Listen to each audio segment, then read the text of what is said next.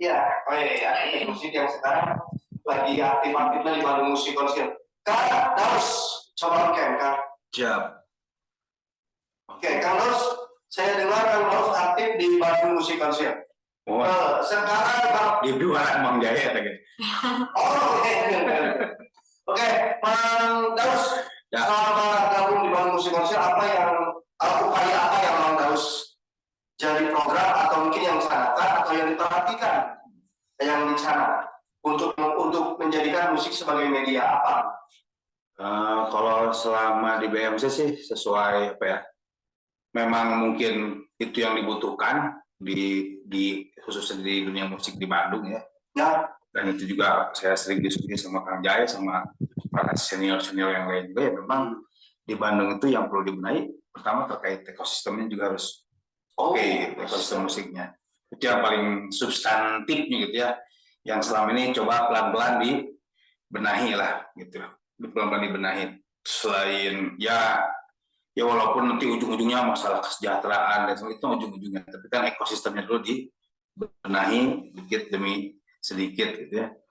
Dan juga tadi juga dengan momentum politik juga si musisi juga jangan terkecoh dan jadi justru merugikan ke musisinya itu sendiri gitu. Kudu jeli lah. Oh, tapi iya. Oke, terus sekarang masuk ke subtema. Yes. Bagaimana sebenarnya musik dan politik ini, apakah berteman atau malah tidak berteman? Hari ini apa yang apa yang dilihat oleh Mas? Materinya mau di-share? Boleh. Oke, ada PPT ya, Kami? Ada, sebentar ya. Tapi dari Mang Jaya udah lebih lengkap. Dan udah ada kesimpulan dari Mang Jaya. Saya mah nggak nyampe kesimpulan karena menyimpulkan belum berkapasitas untuk menyimpulkan banyak hal. Percaya. Oke. Gimana Mi? Sebentar. Ya, selamat sore semuanya Sobat Damai. Belum. Oh belum? Karena belum ya.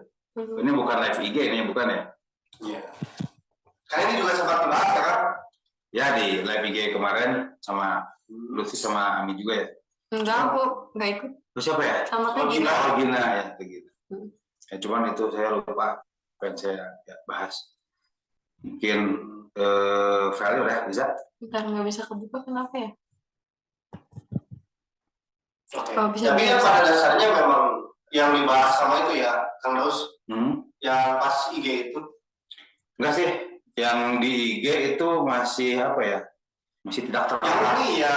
Yang saya salah menurut negara di Eropa. Yang di IG belum terlalu terarah. Kalau sekarang saya bikin PPT juga lebih tidak terarah.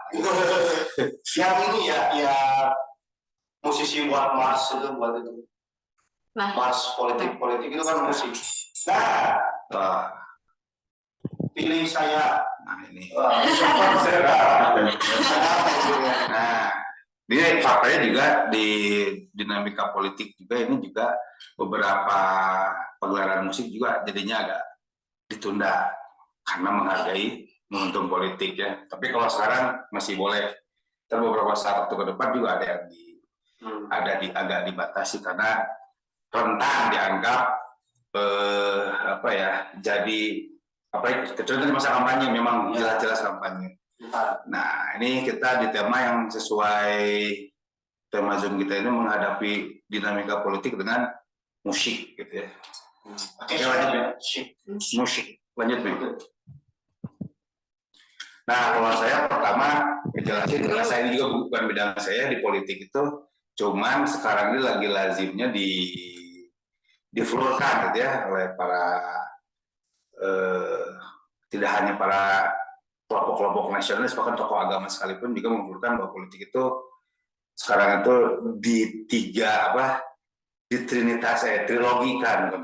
trilogikan walaupun ada perdebatan di yang poin ketiga. Pertama politik kerakyatan, kedua politik kebangsaan, dan yang ketiga politik kekuasaan. Lanjut, Amin. Nah, politik kerakyatan dulu kita lihat ya, itu kemampuan sekelompok organisasi yang berasal dari masyarakat dan kepentingannya juga untuk rakyat itu sendiri. Artinya kalau politik kerakyatan ini asasnya dari masyarakat atau dari rakyat untuk masyarakat dan rakyat itu sendiri. Nah ini juga ini harus jadi asas gitu ya di dinamika politik di negara kita, bahwa kita, dari rakyat itu untuk kepentingan rakyat. Karena para pemimpin di Indonesia juga di negara kita itu sebelum menjadi pemimpin dia adalah rakyat sama seperti kita semua. Makanya jangan lupa perwadaksi lah kasarnya bahasanya, dari rakyat untuk rakyat itu biar tidak lupa perwadaksi itu, tidak lupa Jalan pulang. Jalan pulang. Benar. Lanjut.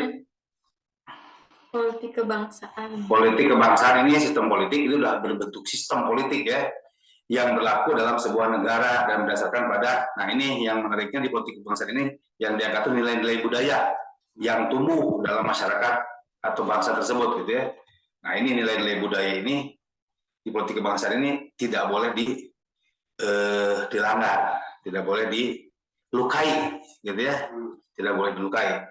Walaupun ideologi kita bukan dari, kenapa kita mengadopsi ideologi Barat, demokrasi atau apapun itu, tapi nilai-nilai budaya itu tidak boleh ditabrak. Gitu. Misalnya contoh gini, Yang dihilangkan aja. Misalnya dengan demokrasi, Kang Jae dalam satu rumah itu punya pilihan politiknya masing-masing antara Kang Jae, si ibu dan anak-anak Kang Jae punya pandangan politiknya masing-masing, terkait presiden, terkait legislatif, terkait wali kota, terkait gubernur dan seterusnya. Demokrasi membolehkan itu semua terjadi walaupun dalam satu rumah. Tapi ada nilai-nilai budaya yang tetap harus dijaga, gitu ya.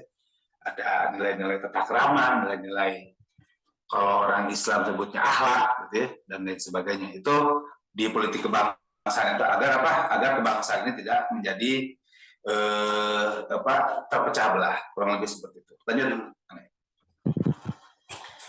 Nah, ini politik kekuasaan. Ini kemampuan manusia seseorang untuk mempengaruhi orang lain dengan sedemikian cara sehingga tingkah laku tersebut menjadi sesuai dengan keinginan atau ini mengontrol orang lain. Nah, ini politik kekuasaan ini juga banyak tokoh yang tidak sepakat kalau politik kekuasaan menjadi salah satu lokus dari politik gitu, karena ini rentan kesewenang-wenangan berlaku di sebuah bangsa. Ini saya perkuat, lanjut coba Mi, biar cepat. Nah ini saya mengutip dari salah satu tokoh NU ya, Kiai Said Mahfud. Politik kekuasaan itu disebut dengan siasah safilah. Siasah safilah itu politik yang rendahan. Cemen safilah itu kalau ada di Quran asfala safilin ya, itu yang rendah. Lama-lama kita menjadi meniadakan kemanusiaan. Dalam porsi politik ini kita pakai sudut pandang warga NU karena Kiai Said dari sebagai tokoh NU. Dalam porsi politik ini politik kekuasaan adalah politik yang rendah, termasuk bagi warga NU secara perseorangan. Karena NU sebagai lembaga atau organisasi harus steril dari politik semacam ini. Kepedulian NU terhadap politik diwujudkan dalam peran politik tingkat tinggi. Nah, politik tingkat tinggi itu yang tadi dua sebelumnya, kerakyatan dan kebangsaan. Sedangkan kekuasaan politik yang rendahan. Politik yang tingkat tinggi ini politik kebangsaan dan politik kerakyatan. Nah ini juga sempat ramai statementnya Kiai Said Mahfud ini karena memang ini menjadi otokritik untuk tubuh NU sendiri yang sekarang dianggap terpecah secara kepentingan politik gitu ya. Secara politis itu secara politik terpecah-pecah, tapi NU tetap aware lah insya Allah. Lanjut ya. Nah, masuk dari musik. Nah, kita tadi masuk politik itu di tiga entitas tadi ya, kekuasaan, kerakyatan, kebangsaan, dan kekuasaan. Nah, musik ini saya memecahnya dalam, seperti ini di kajian fikih, ini saya memecahnya ya. Dulu sempat ramai kan pembahasan fikih terkait musik di Islam ya. Karena ada beberapa kelompok yang mengharamkan dan lain sebagainya. Nah, para orang alim ulama berusaha mencari solusi, merecah itu semua. Maka dibagilah musik itu ada pendengarnya. Kalau pendengar itu kita di bus atau di kafe kan suka di setel lagu atau ada yang live, kita kan nggak niat dengerin lagu itu, tapi kedengeran. Atau ada audio-audio, ada lagu-lagu yang kita dengar, itu sekedar pendengar. Jadi kayak di bus lah disetelin lagu oleh supirnya, kita kan cuma menjadi pendengar. Kalau penikmat tadi yang kata Kang Jaya tadi, yang tadi dibilang ini musik serius dan populer. Nah, kalau penikmat ini udah lebih fokus, dia pengen dengerin lagunya Haji Roma gitu ya, nyetel sebelum tidur atau pas bangun tidur atau di mana, sengaja itu untuk dia menyiapkan waktunya, meluangkan waktunya untuk menikmati sebuah suguhan musik gitu ya, dari Kang Haji Roma, dari siapapun itu, dari tadi siapa, Via Valen dan lain sebagainya. Nah kalau pelaku itu, menurutnya pelaku itu pemainnya, musisinya, pemain gitarnya, pemain musiknya, pemain drumnya dan lain sebagainya, penyanyinya. Oke, dan yang terakhir itu pekarya. Kalau pekarya itu ya yang mengaransemennya, yang menciptakan lagunya dan lain sebagainya. Nah ini ada 4 kategori dari ya unsur-unsur di dalam dunia musik lah.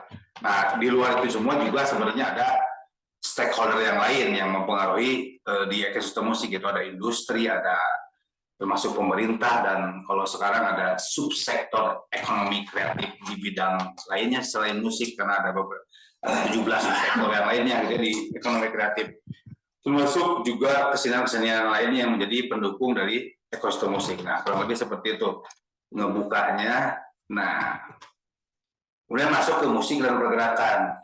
Nice. Nih Ini ya, Pak siapa nih ya, Pak Jokowi. Pak Presiden.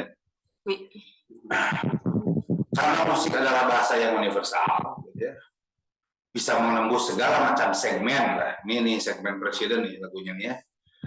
Inilah kenapa musik selalu kuat posisinya dalam setiap pergerakan. Hal tersebut tak hanya berperan melalui musiknya saja, tapi harus turun ke jalan, terlibat, dan bukan cuma tempelan. Ini saya ngutip dari Rudolf Detu, itu manajernya Superman is Dead. Ya. Artinya tadi kata Kang Jaya juga dijelaskan bahwa musik itu tidak memilah-milah kelas sosial tertentu, tidak ada kasta. Musik itu inklusif, bahasanya inklusif, gitu ya. Bahasanya inklusif. Siapapun tergantung seleranya masing-masing. Mau dia seorang presiden, mau dia seorang supir ojol gitu ya, bisa jadi bersamaan selera musiknya, itu nggak mengenal kelas sosial. Oke, dan itu juga kalau kritik dari saran dari Rudolf Detu sendiri, ini kalau musisi ingin yang musik yang menawarkan gagasan-gagasan pergerakan itu jangan hanya di musiknya saja, tapi harus turun juga ke grassroots, turun juga ke jalan, terlibat, dan bukan cuma tempelan itu kalau bahasa anak-anak punk rock teh namanya poser.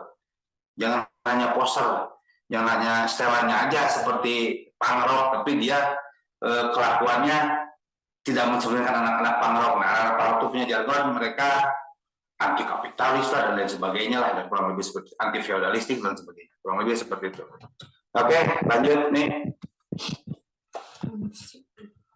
Musik juga mengisi ruang-ruang sosial dan menjadi bagian dari keseharian serta program-programnya, baik di ketika senang ataupun ketika sedih. Menjadi sarana untuk belajar, berbagi, dan mengajak orang lain. Nah tadi kayak yang di SKTM ya, Pak Jaya, musik dimainin itu untuk ngajak orang lain ngumpul, gitu, biar menarik massa untuk terlibat dalam sebuah aktivitas. Salah satunya, nah musik ini juga efektif karena sebagai tadi dipolitisasi untuk mengumpulkan massa, ini menjadi salah satu yang efektif untuk menghimpun gerakan sosial dan politik. Bahkan musik menjadi simbol dan sarana mobilisasi massa untuk memperjuangkan sebuah nilai dan keadilan. Nah, artinya musik itu tinggal ditempelin dengan nilai-nilai keadilan, dengan nilai-nilai kemanusiaan, dia jadi keren gitu. Dia akan impact-nya bakal relatif cepat terasa, lebih efektif dan lebih efisien terasa.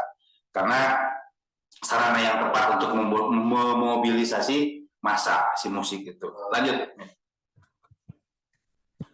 Nah, pada perkembangannya ini sekilas flashback tadi Kang Jaya juga bilang udah lama lah zaman Hindia Belanda, zaman Orde Baru. Nah, kalau saya lihat di ujung sebelah barat sana, musik memiliki keterkaitan erat dengan aneka persoalan sosial, politik, gerakan, bahkan dengan agama. Seperti yang disampaikan oleh Catherine Bateson tahun 2019 dalam bukunya War and Music.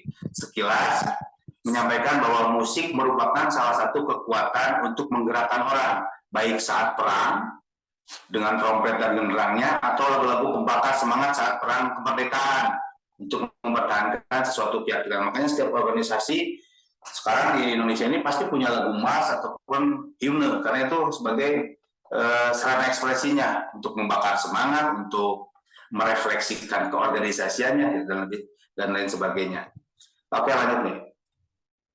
Nah, contohnya tahun 60 nih, di mana gelombang protes meluas terutama pada isu HAM menjadi salah satu hal yang tak terpisahkan. Nah, nyatanya di folk American atau yang dikenal dengan folk revival atau genre folk rock lah gitu ya, telah menjadi dominan dalam mempengaruhi orang-orang untuk terlibat dalam gerakan, bahkan menjadi sumber pengetahuan dan menginspirasi hampir seluruh anak muda di dunia waktu itu. Dan itu juga karena memang kondisi politik itu, merespon kondisi politik di Amerika waktu itu, apalagi merespon sikap politik Amerika di kancah politik dunia, gitu ya, kancah politik dunia. Nah, ini masih tentang yang tadi ya, seperti keberadaan hippie movement nih, di mana musik menjadi salah satu yang dominan dari gerakan anti perang. Ya. Waktu dulu Amerika waktu itu perang. Pas perang apa sih yang Vietnam, ya, protes atas perang Vietnam, gerakan ini juga hippie movement ini juga berkembang menjadi cukup luas.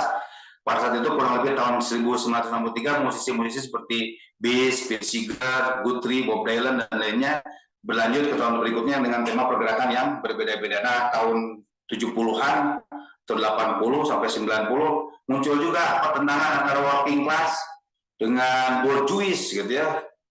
Musik juga ikut merespon hal tersebut, muncul subculture, muncul punk rock gitu, itu pertentangan working class kepada elit politik atau kepada orang-orang yang bourgeois lah waktu itu ya. Ini jadi movement pergerakan juga kurang lebih seperti itu. Lanjut nih.